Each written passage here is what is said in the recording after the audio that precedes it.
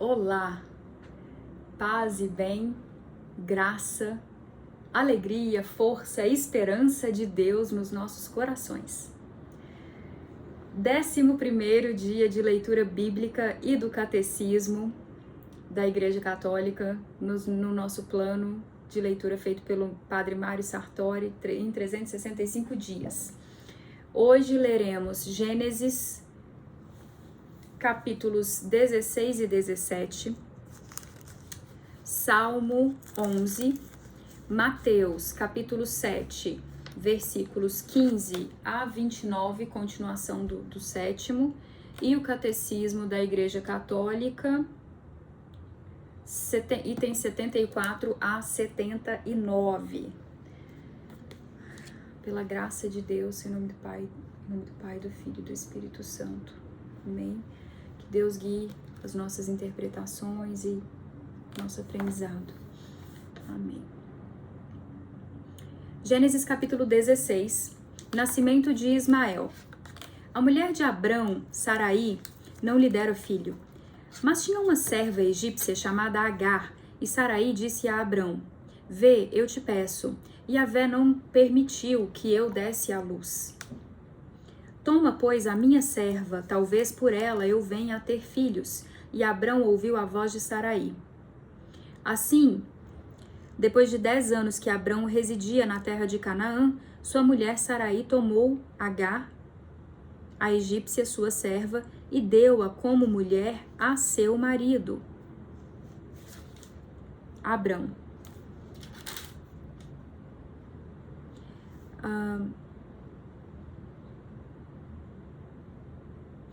Aqui tem uma referência, segundo, daquelas explicações, de nota de rodapé. Segundo o direito mesopotâmico, uma esposa estéril podia dar a seu marido uma serva como mulher e reconhecer como seus os filhos nascidos dessa união. O caso se repetirá com Raquel e Lia.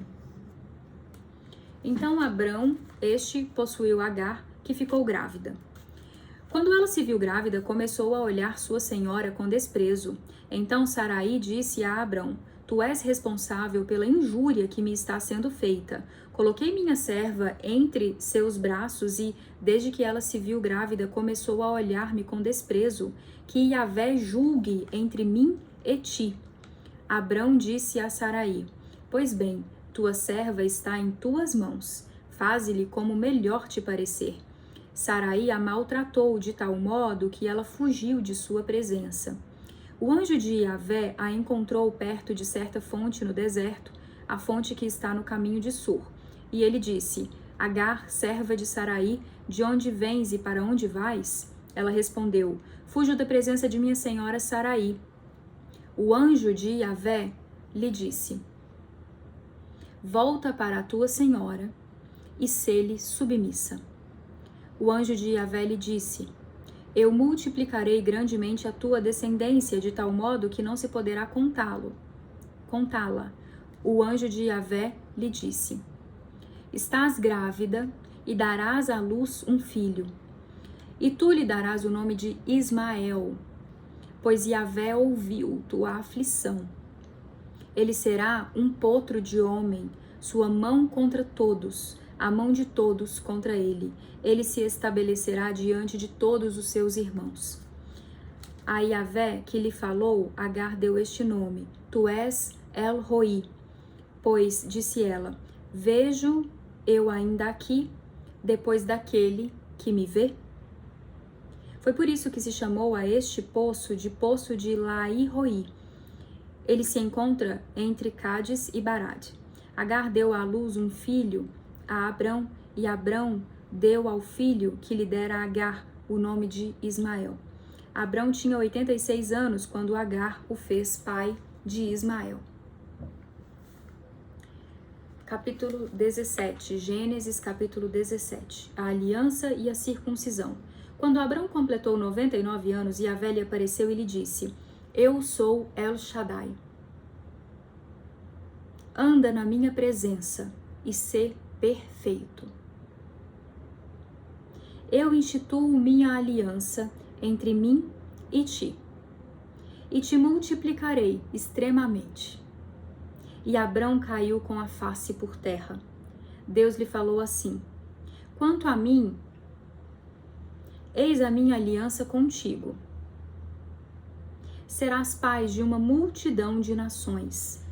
E não mais te chamarás Abrão, mas teu nome será Abraão. Pois eu te faço pai de uma multidão de nações. Eu te tornarei extremamente fecundo, eu de ti farei nações e reis sairão de ti. Estabelecerei minha aliança entre mim e ti, e tua raça depois de ti, de geração em geração, uma aliança perpétua, para ser o teu Deus e o de tua raça depois de ti.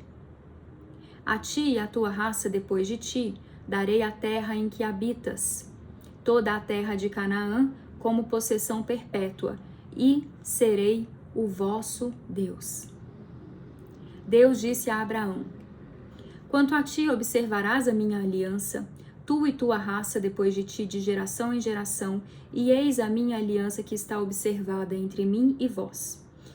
Isto é, tua raça depois de ti, todos os machos sejam circuncidados.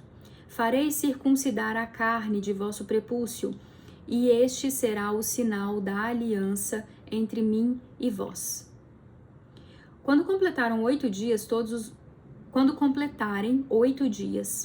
todos os vossos machos serão circuncidados de geração em geração, tanto o nascido em casa, quanto o comprado por dinheiro a algum estrangeiro que não é da tua raça. Deverá ser circuncidado o nascido em casa e o que for comprado por dinheiro. Minha aliança estará marcada na vossa carne como uma aliança perpétua. O incircunciso, o macho cuja carne do prepúcio não tiver sido cortada, esta vida será eliminada de sua parentela. Ele violou minha aliança. Deus disse a Abraão: a tua mulher Saraí, não mais a chamarás Saraí, mas seu nome é Sara. Eu a abençoarei e dela te darei um filho. Eu a abençoarei, ela se tornará nações, e dela sairão reis de povos. Abraão caiu com o rosto por terra e se pôs a rir, pois dizia a si mesmo: acaso nascerá um filho a um homem de 100 anos, e Sara, que tem 90 anos, dará ainda à luz? Abraão disse a Deus: ó, que Ismael viva diante de ti. Mas Deus respondeu: não, mas tua mulher Sara te dará um filho. Tu o chamarás Isaque. Estabelecerei minha aliança com ele, como uma aliança perpétua, com sua descendência depois dele. Em favor de Ismael também eu te ouvi. Eu o abençoo, o tornarei fecundo, o farei crescer extremamente, gerará 12 príncipes e dele farei uma grande nação. Mas minha aliança eu a estabelecerei com Isaque, que Sara dará à luz no próximo ano nesta estação. Quando terminou de falar, Deus retirou-se de junto de Abraão. Então Abraão tomou seu filho Ismael, todos os que nasceram em sua casa, todos os que comprara com seu dinheiro, todos os machos dentre os de sua casa, e circuncidou a carne de seu prepúcio, neste mesmo dia, como Deus lhe dissera. Abraão tinha 99 anos de idade quando foi circuncidada a carne de seu prepúcio. E Ismael, seu filho, tinha 13 anos de idade quando foi circuncidada a carne de seu prepúcio. Nesse mesmo dia foram circuncidados Abraão e seu filho Ismael, e todos os homens de sua casa, filhos da casa ou comprados por dinheiro a um estrangeiro, foram circuncidados por ele. Então, nós lemos aqui Gênesis capítulos 16 e 17. Seguimos agora para Salmo, capítulo 11. Confiança do justo, do mestre de canto de Davi. Eu me abrigo em Yahvé. Como podeis dizer-me, foge para os montes, passarinho? Vê os ímpios que retesam o arco, ajustando a flecha na corda, para atirar ocultamente nos corações retos, se os fundamentos estão destruídos, que pode o justo fazer? Mas Yahvé está no seu templo sagrado. Yahvé tem seu trono no céu. Seus olhos contemplam o mundo.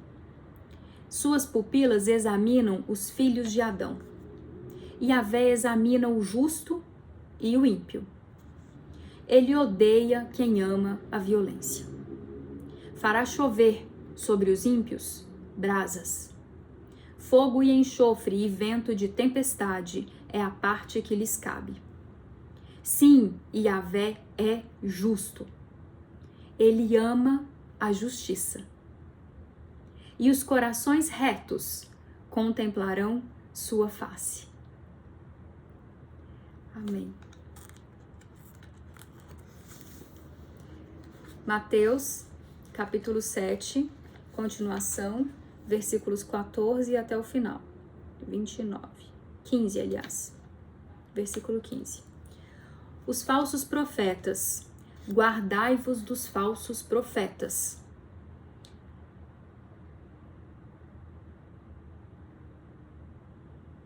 Que vêm a vós, disfarçados de ovelhas, mas por dentro são lobos ferozes.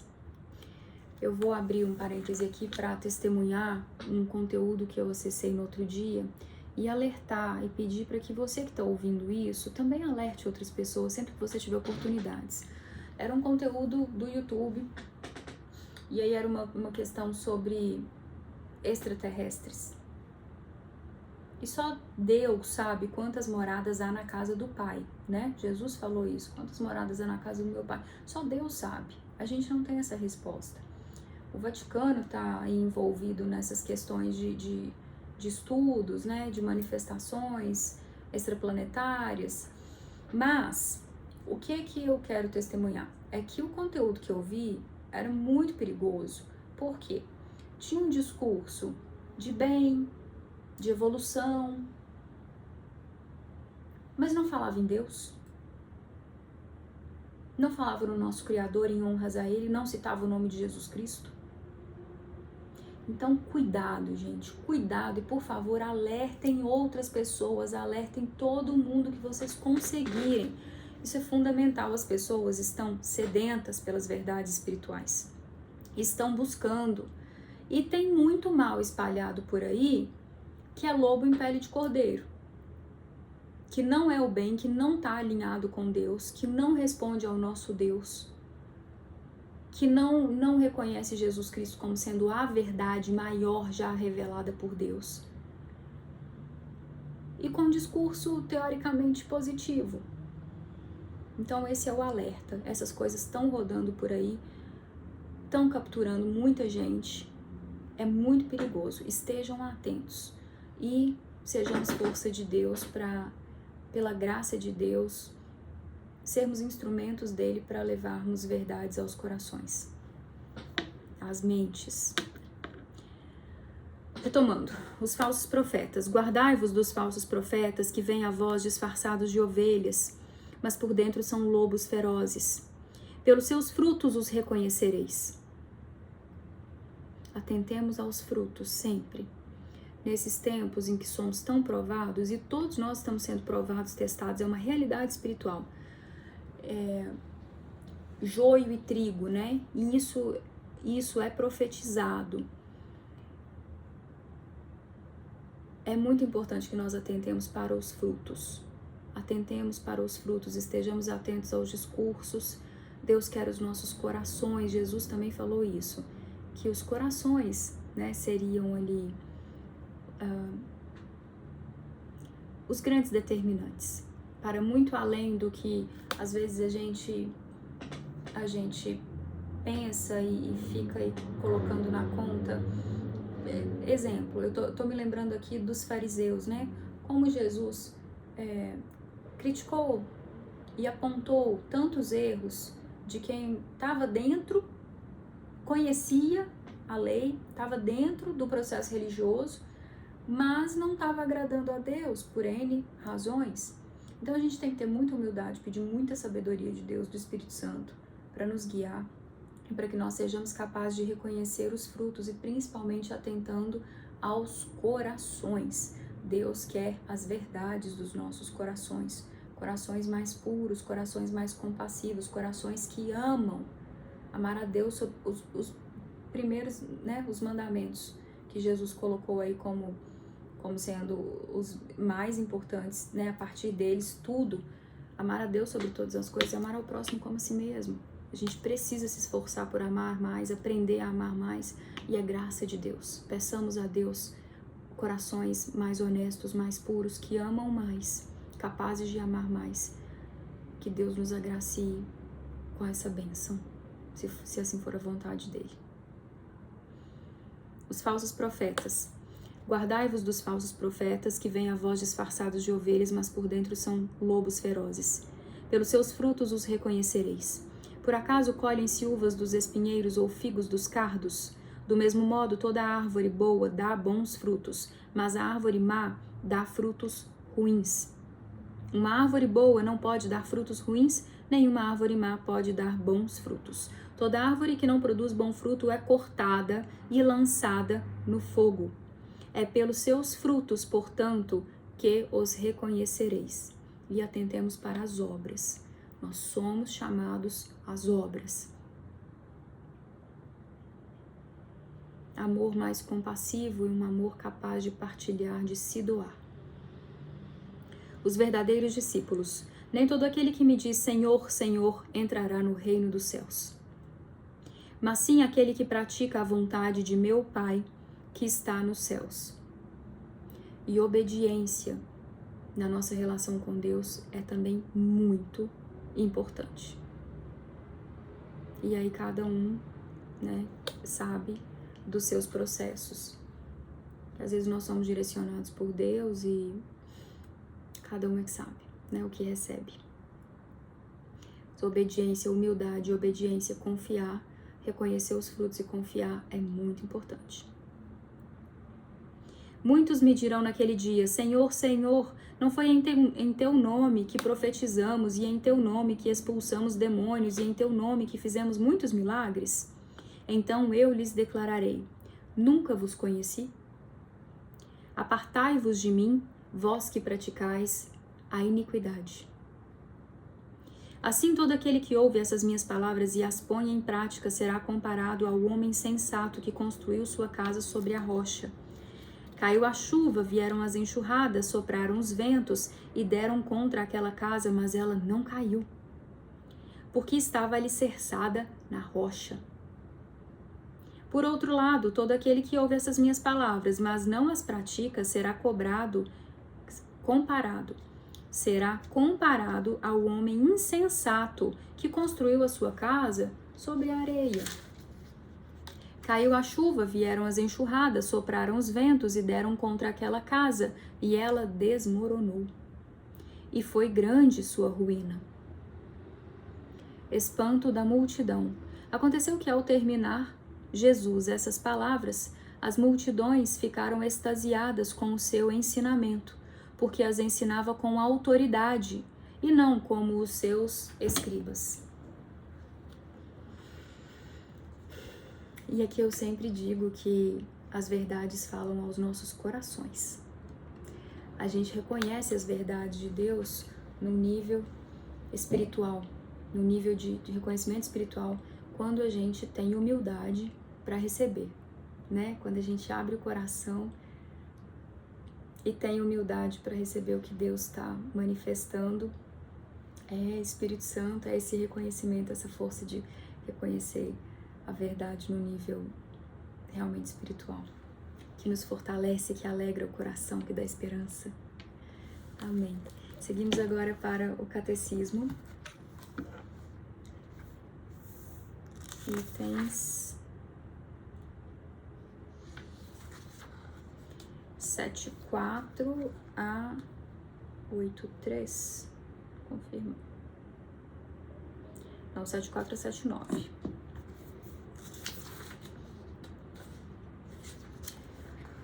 A transmissão da revelação divina. Deus quer que todos sejam salvos e cheguem ao conhecimento da verdade. Citação de 1 Timóteo. Isto é, de Jesus Cristo. Novamente, Deus quer que todos sejam salvos e que cheguem ao conhecimento da verdade. Amém. Isto é, de Jesus Cristo. Amém.